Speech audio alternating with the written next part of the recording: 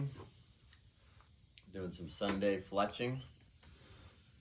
Just thought we could walk you all through what we're doing. So here's all my arrows from last season. Got about a dozen left that are still fletched and good to go. And then I have a number of arrows that maybe lost their veins or I just took the veins off. And then I bought another 18 or so arrow shafts that I've been working on. I'm going to refletch all of them, do maintenance on all the arrows so that I'm good to go for the rest of the season, and frankly probably the season after that. Of course you got your bare shaft here with some electrical tape on it to match the weight. But just give you a sense of the process. So I buy these just bare shafts. These are Spartan arrows made by Black Eagle. In my opinion, they're phenomenal value. These are 300 spine arrows, .001 shafts. The components are really nice. They're stainless steel components. They're not overly heavy, but they're really strong. One thing I like a lot about these is you get the knock collar as well as the insert, stainless steel insert. Both of them are stainless steel. You see a lot of arrow manufacturers that they put aluminum in there, but I like the stainless steel. And the knock collars, I have saved so many arrows by having those. Keeps you from busting up your arrows when you're practicing. But these arrows are bulletproof, really nice. Highly recommend them for whitetail all the way up to elk. Start by just cutting them down. I wipe the labels off them with some acetone, and then I square off both ends. And then what I'll do from there is I'll actually weigh out all the different components in comparison to all the different shafts, and then I'll sort them. So the lighter shafts get the heavier components, and the heavier shafts get the lighter components, to just make sure that they all are as close in weight as possible. These arrows are already such high quality that they're already really close. Then I glue them in with a overnight epoxy, basically just a two-piece epoxy, JB Weld.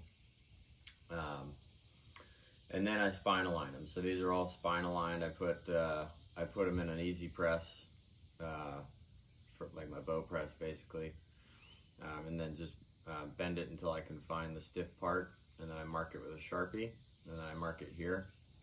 So that way I can I can sort of fletch them accordingly, so that the top vein I know is the stiff part. So that's what I'm doing here. So these ones are going to be these arrows here are going to be a little different than last year's. I'm just going to do 2 white veins, and then I'll mark the top with a yellow vein. So we'll just show you how to fletch it here real quick. So first I just want to show you here on your jig, you have to mark on a little dot where exactly you want the top vein to go.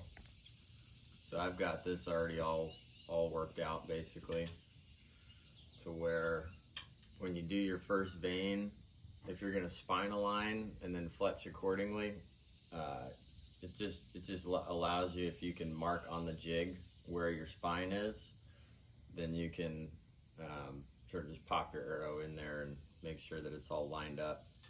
So once you get your first one, then it's really easy. I do a 3 fletch right helical. It's really nice for broadheads. Stabilizes well, and I use tack veins. They're nice and stiff, super durable, and they're really quiet. Because they're stiff, they're super quiet. I've had like blazer veins and some other veins in the past, and they're really flimsy and they're a lot louder in flight. So go for a stiff vein. I like to go as stiff as you can and still be able to get a good stick. So basically, for these new arrows, I'm just going to mark one top one with the yellow. That's going to be my spine alignment one. and then I'm gonna go for white on the other two sides on the wrap.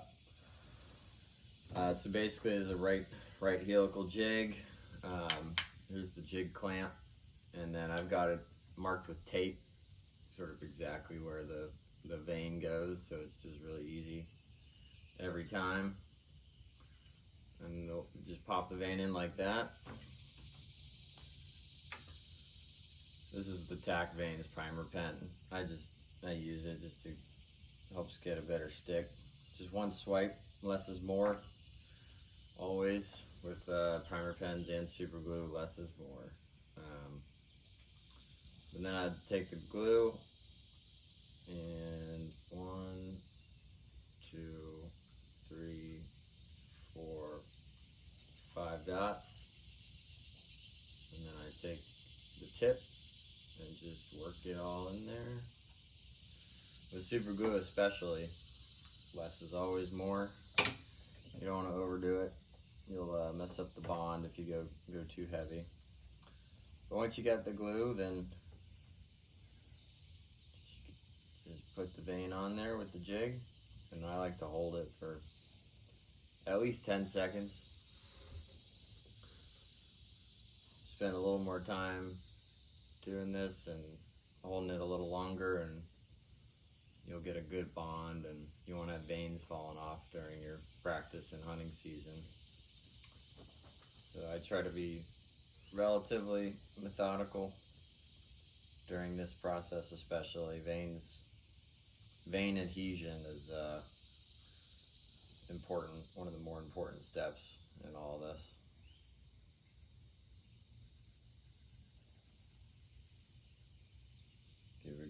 Give it a good press, and then pull her off.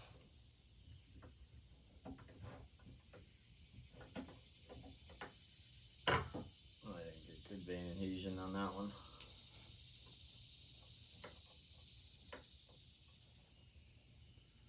So that one didn't stick. I've got some older glue here. Maybe that's why, I'm not sure. But I'm gonna give it another shot.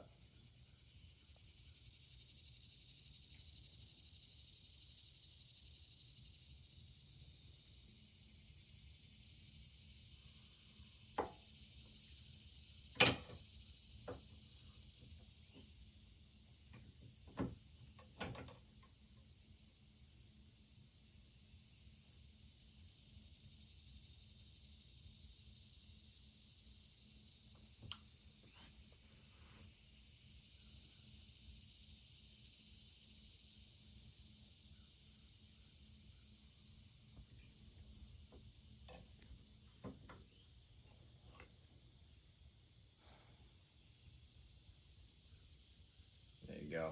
There's the second vein.